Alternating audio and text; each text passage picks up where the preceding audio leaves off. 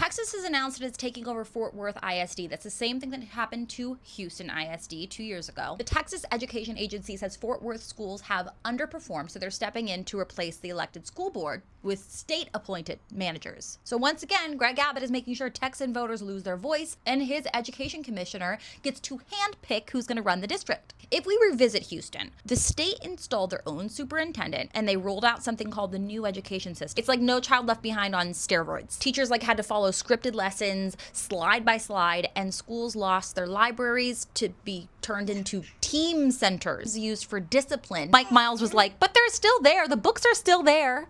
My God. In Houston, the teacher turnover shot up to 32%, which is almost double the state's average. And Houston's teacher union says these reforms came without any extra funding, as they do. So let's go back to Fort Worth. Local leaders have already brought down their numbers of failing campuses to a third of the original number, and they hired a new superintendent who had great support, I think. Correct me if I'm wrong, Texans. But TEA changed how schools were graded, so overnight schools looked worse than they were. So now the state is swooping in and saying, see, we had to take over. You guys were doing bad. But they moved the goalposts. So if you are in Fort Worth, you can pay attention and apply to those board of manager positions. If you can show up at meetings, talk to your neighbors, because public schools should be by and for the public.